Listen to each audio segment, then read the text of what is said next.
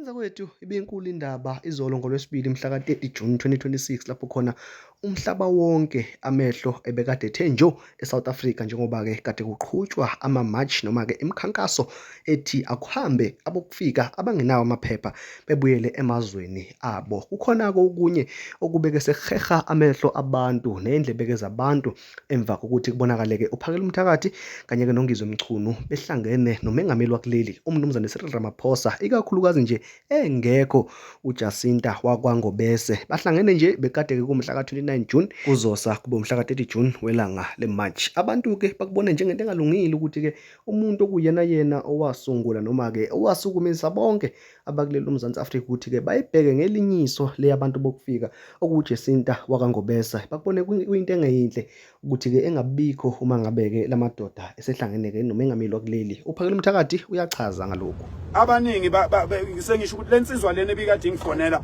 ingicela ukuthi ngicela umongameli kwaphela 20 minutes ngiphika ngithi cha mina ngihlangane nomongameli mina yini indaba ningangitsheli ukuthi kwakungo9 ebusuku yini indaba ningangitsheli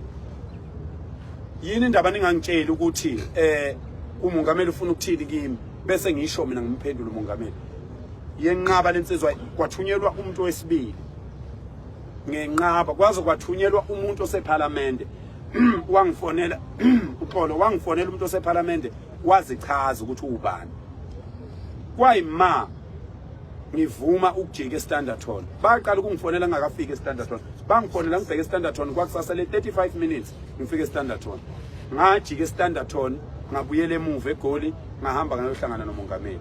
Abaningi ke bakhala ngokuthi kungani uJacinta singamtshelanga thina. uJacinta sengihlale naye imhlangano cishe emithathu. Ngahlala umhlangano naye noMkhwanazi, nobaba uMkhwanazi, uNhlanhla Mkhwanazi. Ngahlala umhlangano noPremier, ngaphinde ngahlala umhlangano naye noPremier, ngaphinde ngahlala umhlangano naye noPremier futhi. Kule mhlangano yomthathu angaze ngimfonele uJacinta ngithi akeze emhlanganweni. Angaze ngimfonele ngoba kwakungemina engangibiza umhlangano. Awukwazi ukumenywa emhlanganweni bese ummema bakhe abantu futhi nawo. Umhlangano oqala sasibizelwe lapha eMarine Parade sahlangana saficana sesificana khona ngoba umuntu owayebiza umhlangano wayesifuna sonke. Namanje nje obasibizwe sifonelwe ulona osifonelile sibizela emhlanganweni kaPresident. Umhlangano kwakulokhu kuhlalwe ngo2 mina ngisemashini. UPresident akangifunanga ngo9 ebusuku. Kwakufunwa mina. Ngizonikeza uPresident isiqiniseko ngoba nizokhumbula ukuthi uPresident wayihlangene neNgonyama ngayizolo. iNgonyama yamnikeza isiqiniseko sokuthi uPhakela Umthakathi ngiyamazi. Angeke abantu bone mangabe ekhona. Lapha azobe khona uPresident akakhululeke ngeke kuze konakale lutho. uPresident ufuna lelo zwi kimi, ufuna ukuzothi ndoda ade ngihlangene neNgonyama. iNgonyama ithe akuzukonakala lutho. Kunamazwe akhathazekile asaba ukuthi azolanda idumbu eSouth Africa ngenxa yakho. Ngathi mina President ngeke iziyenzeke lona. Ngayethembisa iNgonyama, ngamethembisa uPremier, ngiyakwethembisa nawe President. Uma kwenzeka kufa abantu bebulawa ngabantu abazobe behamba nami President, cela ukhiphe iorder yokuthi uMkhwanazi akangibona. Ngathi ngiphuma kuPresident ebusuku ngo11 ngabe ngithola ucingo lukababa uGeneral ubaba uNkwali yenkosi. Wathi indaba wangethembisa. Wathi ngeke kwenzeke lutho. Ngicela kusasa kwenzeke lokho uthi kwenzeke ngalendlela owasho ngayo wathi kuzokwenzeka ngayo. Ngaye entabeni mina wengane zakwethu. Abanye babehleka bethi ngumfundisi yini. Abanye babehleka bethi sungazi uyokhulekela izwe unamba bani. Namhlanje ngoma umhla ka30 abanye babesho njalo. Namhlanje ngiyokhuleka babesho njalo. Nayizolo bebelindele okubi kwangenzeka. Ayikho into eyimfihlo ekhulunywe phakathi kwami nomongameli. Abanye ke omunye nje izolo ngifonelile wathi ayiphakela sengiphoxeke kabi umuntu omkhulu. Wathi sengiphoxeke kabi manje kuthiwa wena usunikezwe imali uPresident. Usho umuntu okade engekho. Uthi nginikezwe imali. Nginikezwe uPresident.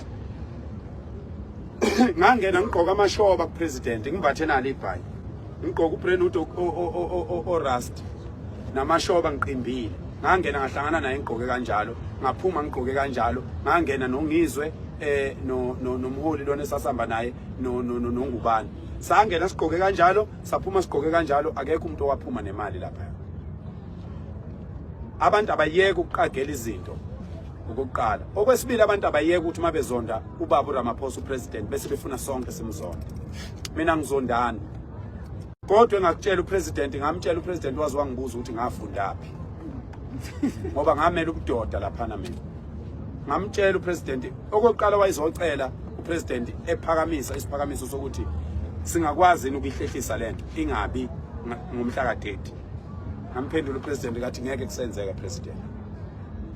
Ngoba okokuqala ukuzohlangana nawe bekungahleliwe kungcono ngoba kade sayiqala lento siqala isimemeze ukube kwenzeka kwasheshe kwahlehla kwasori kwahlaleka ngabe saselula isikhathi.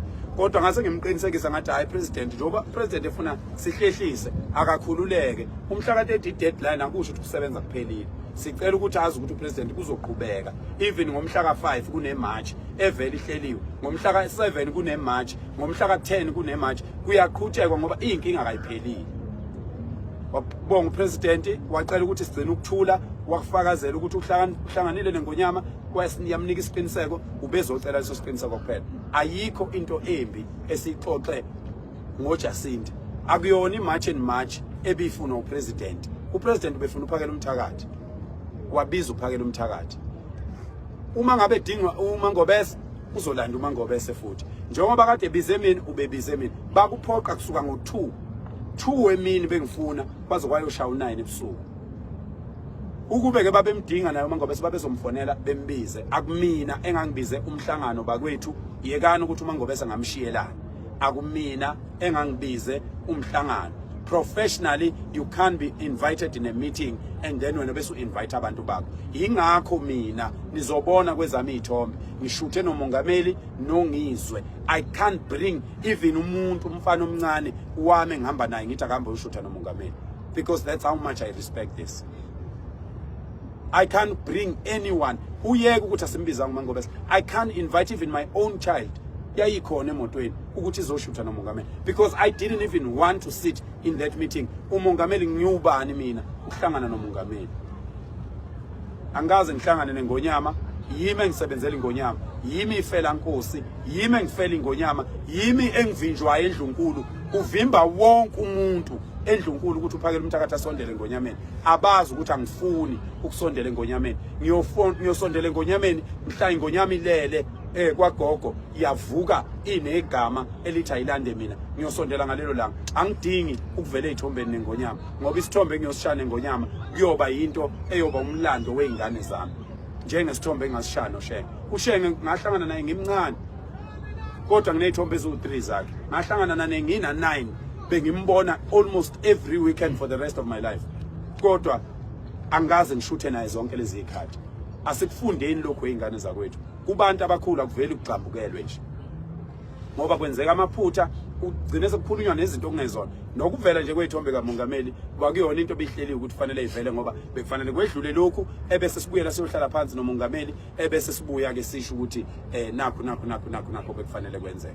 Akukho ukubo kwenzekile. uNkulunkulu uyalithanda lelizwe, uNkulunkulu weseke okuhle, uNkulunkulu ngazo zonke izikhathi. Uma ngabe bona abantu bakhe behlangene ngokuhle uba phakathi kwethu njengamanje, uNkulunkulu phakathi kwabantu base South Africa.